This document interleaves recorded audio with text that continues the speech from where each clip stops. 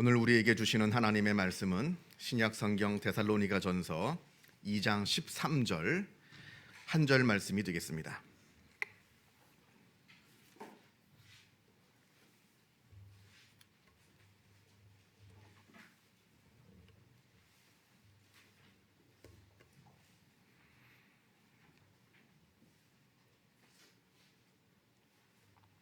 제가 갖고 있는 성경으로 신약 성경 330면에 있습니다.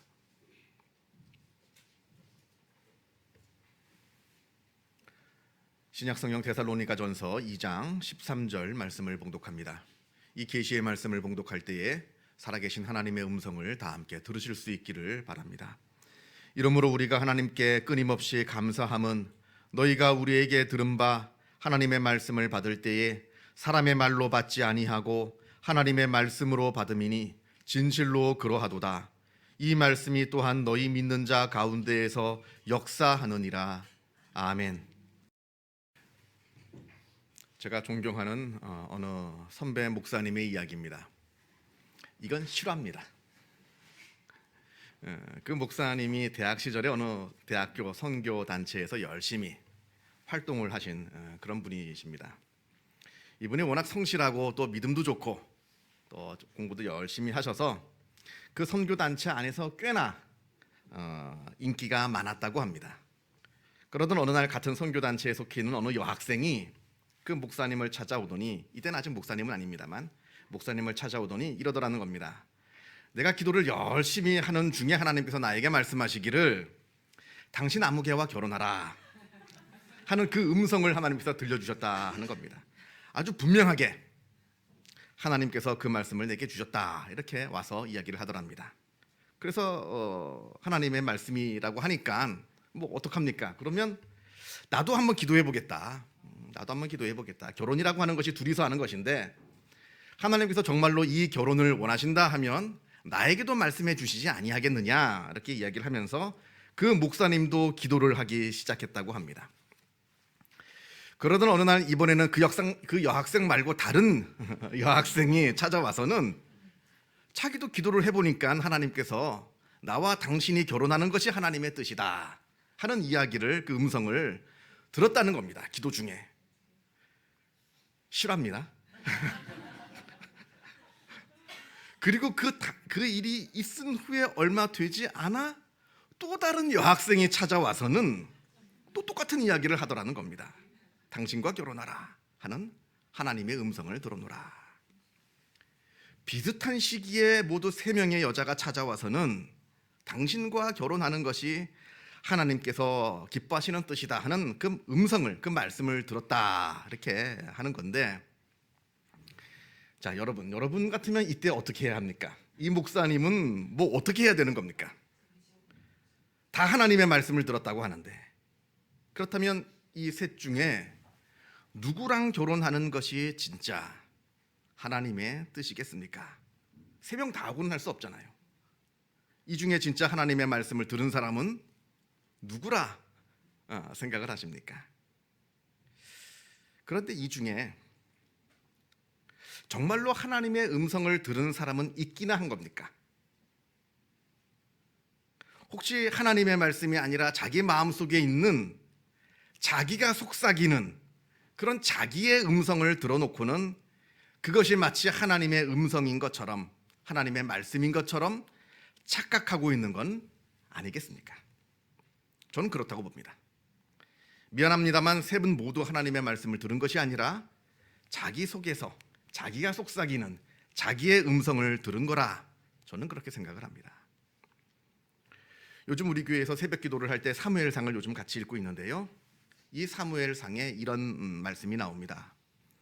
아이 사무엘이 엘리 앞에서 여호와를 섬길 때에는 여호와의 말씀이 희귀하여 이상이 흔히 보이지 않았더라 하는 말씀이 나옵니다. 쉽게 말하면 예전에는 하나님께서 아브라함에게 또 모세에게 하신 것처럼 자주 사람들에게 나타나셔서 사람들에게 말씀하여 주셨는데, 지금 사무엘이 어릴 때 자라나던 그 시기에는 이런 일들이 희귀해져서 하나님의 음성을 듣는 사람이 없었다 하는 말입니다. 도대체 왜 그럴까요? 왜 하나님은 그때는 말씀해 주셨는데 왜 지금은 말씀하여 주시지 않는 걸까요? 왜 하나님은 그때는 역사하시는데 지금은 왜 가만히 계시는가? 그런데 이걸 우리가 잘 곰곰이 그 말씀을 읽어보면 이건 하나님의 문제가 아닙니다. 이건 바로 우리 사람들의 문제입니다. 하나님께서 말씀하지 않으셔서 하나님의 말씀을 듣지 못하는 것이 아니라 우리 사람들이 하나님의 말씀을 듣지 않아서 생기는 문제라 하는 겁니다. 하나님께서는 지금도 우리에게 열심히 말씀하여 주고 계시는데 사람들이 마음의 귀를 닫고 있어서, 그래서 하나님의 음성을 듣기보다는 내 마음의 소리를, 내 얘기를 자꾸 듣고 싶어서 그래서 하나님의 말씀을 듣지 못하는 것일 뿐입니다. 이건 아주 중요한 문제입니다. 왜냐하면 우리가 하나님의 말씀은 우리 육신의 귀로 듣는 게 아닙니다. 우리 마음으로 듣는 겁니다. 그러하기 때문에 우리가 마음을 닫아놓고 있으면 우리는 도무지 하나님의 말씀을 들을 수가 없는 겁니다. 자, 그렇다면 어떻게 해야 우리는 하나님의 말씀을 들을 수 있는가? 먼저는 들을 준비가 되어 있어야 합니다. 들을 준비가. 겸손하게 하나님 주여 말씀하옵소서 주의 종이 듣겠나이다.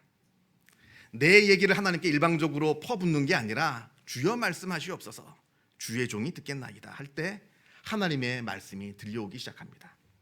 둘째는 하나님의 말씀을 나에게 주시는 말씀으로 우리가 받아야지 남에게 주는 말씀으로 받아서는 하나님의 말씀을 절대로 들을 수가 없다 하는 겁니다.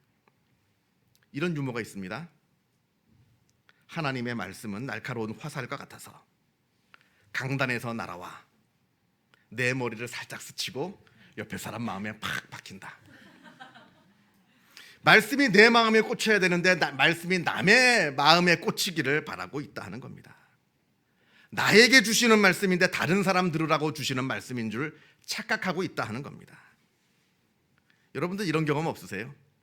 설교를 이렇게 듣고 있으면서 야, 이거 저 아무개 들으라고 하시는 말씀인데 아무개 집사가 좀 들어야 되는데 오늘 아무개 집사가 안 왔구만. 저거 아무개 집사가 들어야 되는데 저 아무개 집사 저렇게 좀 졸고 있구만. 저거 들어야 되는데. 이런 경험 없으십니까?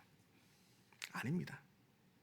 하나님은 바로 하나님의 말씀은 그런 게 아니라 나에게 주는 말씀이라 하는 겁니다.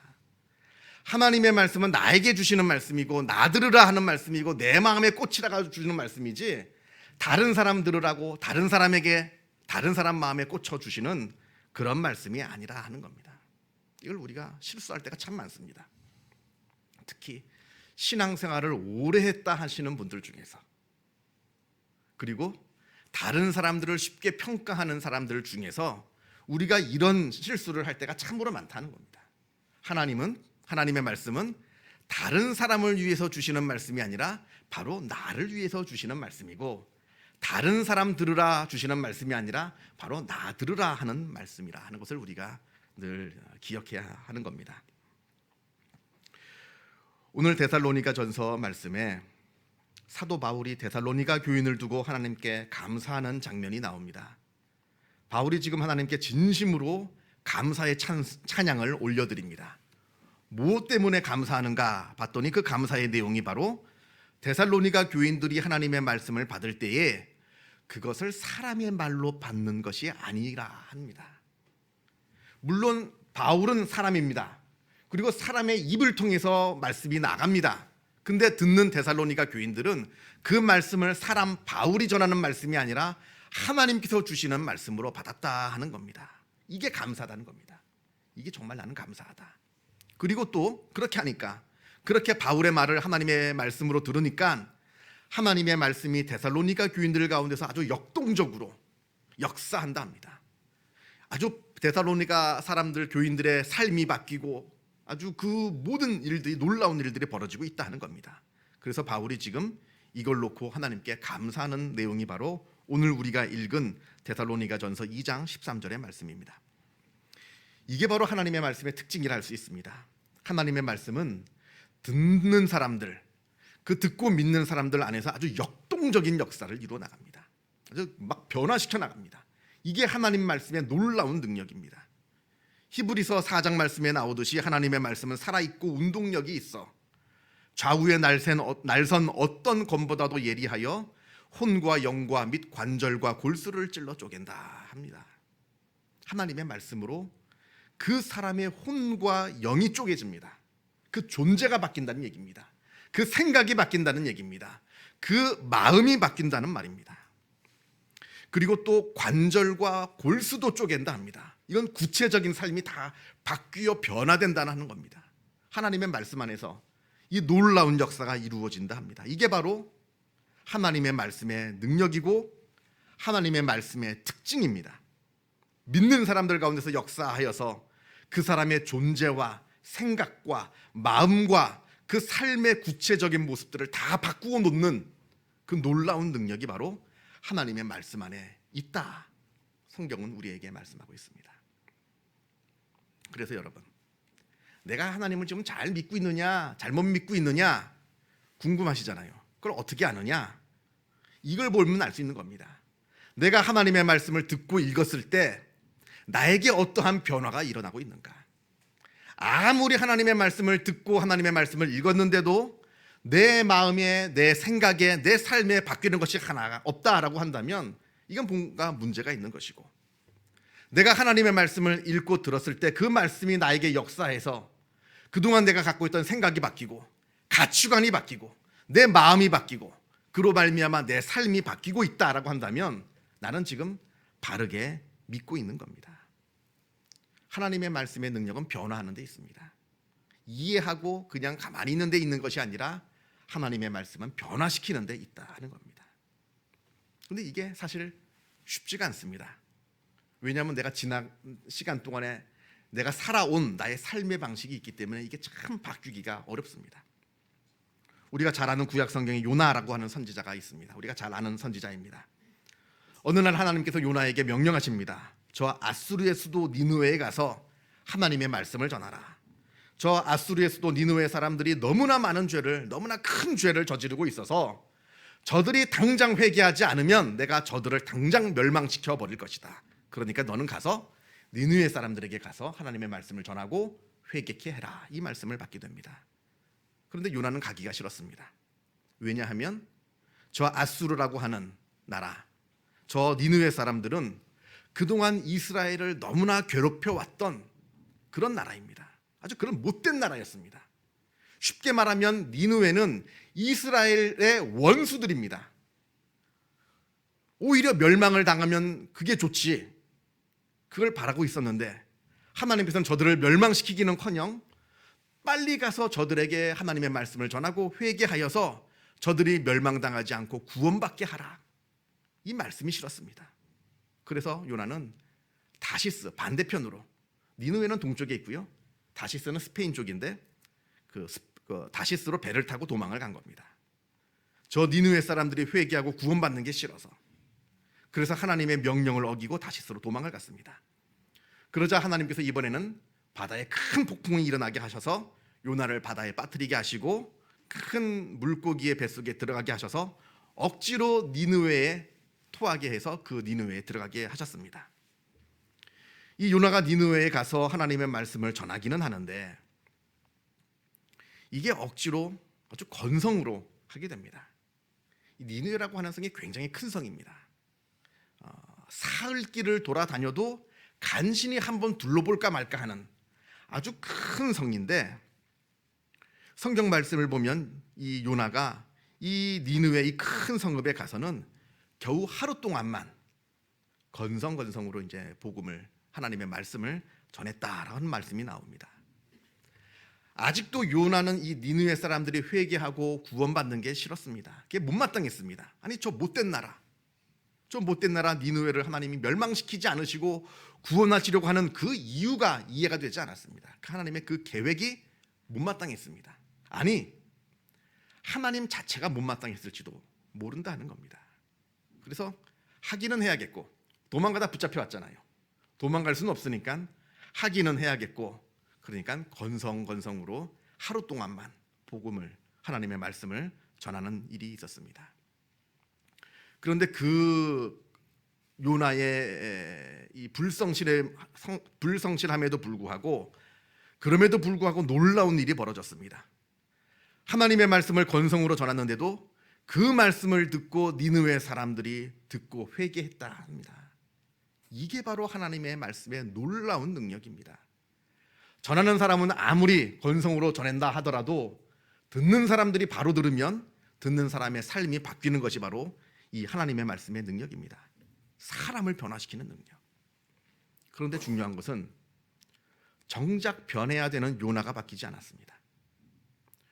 건성으로 말씀을 전해놓고는 이제 요나가 높은 곳에, 이 니느웨 성이 한눈에 보이는 곳에 올라가서는 하나님이 이 니느웨 성을 언제 무너뜨리는가, 언제 멸망시키는가, 그걸 기대하면서, 그러기를 바라면서 지금 높은 곳에 올라가서 그 성을 바라보고 있는 겁니다.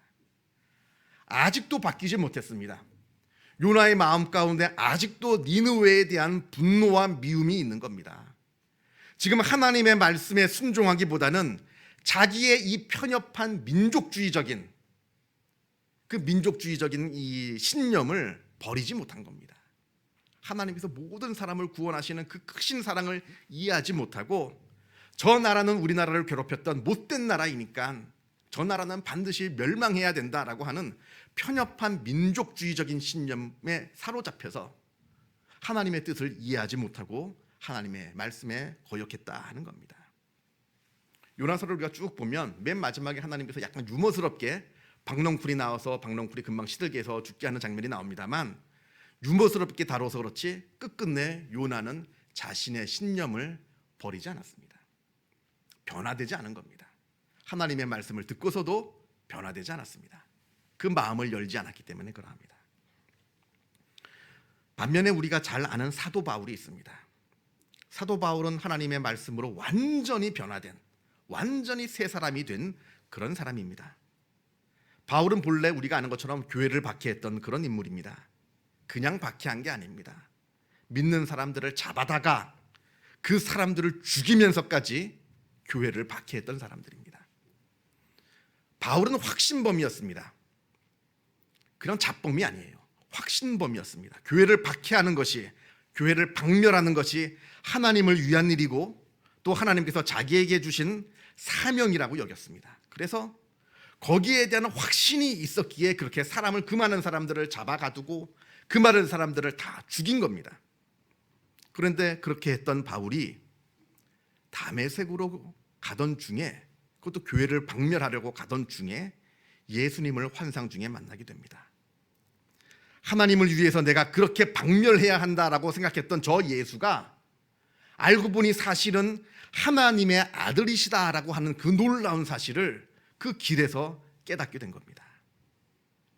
이때 바울이 받았던 그 충격을 여러분들은 상상하실 수가 있으시겠습니까? 자기의 모든 것이 다 부정되는 순간입니다. 그동안 자기가 걸어왔던 자기의 신념, 그동안 자기가 갖고 있었던 자기의 신앙, 아니 그동안 자기가 걸어왔던 자기의 모든 인생 자체가 그 의미가 다 무너져 내리는 그런 순간입니다. 그렇게 많은 사람들을 다 잡아 죽이면서도 바울 안에는 떳떳함이 있었습니다. 이것은 하나님을 위한 일이라 하는 자부심이 있었기 때문에 그 많은 사람들을 다 잡아다가 죽일 수가 있었던 겁니다. 그래서 지금까지 하나님을 위해서 한 일이라고 생각해서 지금 여기까지 미친 듯이 달려왔는데 이 길이 잘못된 길이라 합니다. 잘못 살았다 합니다. 이걸 하나님이 원하시는 게 아니었다 합니다. 이때 바울이 받았을 충격 상상이 되십니까? 이때 보통 사람들 같았으면 어떻게 했을까요? 아마 많은 사람들이 이때 이 진실을 똑바로 보지 못했을 겁니다. 아마 똑바로 보기를 두려워했을 겁니다. 아니다. 어쨌든 내가 걸어온 이 길은 하나님께서 원하시는 길이 맞다. 이렇게 스스로를 속이면서 그 진실을 부정하려고 했을 겁니다. 계속해서 자기가 달려온 그 잘못된 길로 달려갔을 겁니다. 왜냐하면 아프거든요. 이걸 인정하면 그동안 자기가 살아온 모든 삶이 다 부정되는 겁니다. 이게 얼마나 아픈 일입니까? 우리 인간은 의미로 사는 동물인데, 의미로 사는 존재인데 그동안 살아온 내 인생의 의미가 다 잘못되어 있다. 이것이 얼마나 그 사람을 아프게 하겠습니까? 그러나 바울은 달랐습니다. 바울은 그동안 자기가 잘못된 신앙, 잘못 살아온 자기의 잘못된 신념, 잘못 살아온 자기의 인생, 이걸 지키고자, 이걸 고수하고자 고집 부리지 않았습니다. 다 솔직히 인정하고 다 내려놓고 다 내버렸습니다. 마치 배설물을 갖다 버리듯이, 내가 내 똥을 갖다 버리듯이 다 내버렸습니다. 그리고 변명하지도 않았습니다. 그동안 잘못 살아온 삶을 이런저런 핑계로 변명하지도 않았습니다. 그저 나는 죄인 중에 괴수일 뿐이다, 이렇게 고백할 뿐입니다. 그동안 그래서 살아왔던 잘못된 삶들을 다 청산하고 이제는 그 반대의 방향으로 달려나갑니다. 다시 말하면 지금은 예수를 핍박하는 방향으로 계속 달려왔는데, 그걸 깨달아 알고는 180도로 확 방향을 바꿔서 내 목숨을 걸고 이제 예수를 전하는 전도자의 삶을 살았다는 겁니다. 이게 바로 말씀의 능력입니다. 내 생각을 바꾸고, 내 생각이 아무리 오래된 생각이라 하더라도 내 생각을 바꾸고, 내 가치관을 바꾸게 하고, 내 존재 자체를 바꾸어 놓는 그 놀라운 능력, 이게 믿는 사람들 가운데서 역사하시는 하나님의 말씀의 능력이라 성경은 우리에게 이야기하고 있습니다. 여러분, 지금은 하나님의 말씀을 듣고 계십니까? 혹시 듣지 못한다라고 하신다면 이거는 지금 하나님께서 말씀하지 않으셔서 일어나는 일이 아닙니다. 이건 모르긴 몰라도 우리가 마음을 닫고 있어서 그러한 겁니다. 그리고 하나님의 말씀을 듣고서도 우리가 변화되지가 않습니까? 혹시 그런 일들이 있습니까? 그건 하나님의 말씀의 능력이 없어서가 아니라 우리가 하나님의 말씀을 듣고서도 그 말씀에 순종하는 마음이 없기 때문에 그러합니다. 내 생각, 내 판단, 내 신념, 내 고집, 내 자존심, 아니 내 인생이 하나님의 말씀보다, 아니 하나님보다 더 중요하게 여겼기 때문에 그동안 살아왔던 나의 것을 지키고자 내가 변화되지 아니했던 것뿐입니다. 우리가 지금 대림절을 지납니다. 예수님께서 오심을 기다리고 있는 절기입니다. 예수 그리스도는 하나님의 말씀입니다. 말씀이 육신이 되어 우리 가운데 오셨다 합니다. 우리가 예수님을 만나면 하나님의 말씀을 만나는 겁니다. 우리가 하나님의 말씀이 이 땅에 오시기를 기다리는 대림절을 지나는 동안에 예수님을 만나서 우리의 삶이 어떻게 변화되고 있는가? 과거에 한번 변한 것 말고요, 지금 현재 나는 어떻게 변화되고 있는가? 내 생각이, 내 마음이, 그리고 내 삶이 어떻게 변화되고 있는가 한번 돌아보시고, 또 그러하기를, 변화되기를 하나님께 진실되게 기도하고 간구하는 복된 절기가 되시기를 바랍니다. 기도하겠습니다. 사랑과 은혜가 충만하신 하나님 아버지, 감사합니다. 죄인된 우리에게 주님께서 복음의 빛을 비추어 주시고 예수 그리스도의 복음을 들려주셔서 우리가 죄된 삶을 청산하고 하나님의 자녀로서의 삶을 살게 하여 주심에 주님의 은혜에 감사를 드립니다. 주님께서 우리를 죄인에서 그리스도의 백성으로 하나님의 자녀로 변화시켜 주셨사오니 이 변화의 능력이 우리들의 삶의 자리 가운데서 계속 이루어질 수 있도록 주님께서 끊임없이 우리들에게 말씀하여 주시고 우리를 인도하여 주시옵소서.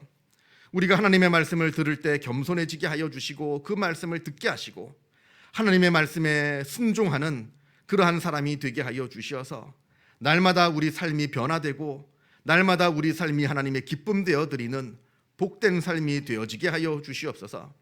우리의 육신이 연약합니다. 때로는 하나님의 말씀을 듣고도 또 하나님의 말씀대로 순종하고 싶어도 순종하지 못할 때가 또한 있습니다. 그러할 때마다 주님께서 우리를 책망치 말아 주시고 불쌍히 여겨 주셔서 우리의 마음을 위로하여 주시고 주님께서 말씀하여 주셔서 우리의 삶이 하나님의 기쁨 되어 드리는 복된 삶이 되어지게 하여 주시옵소서. 모든 것 주님께 감사드리오며 이 모든 말씀 우리 주 예수 그리스도 이름으로 기도하옵나이다. 아멘.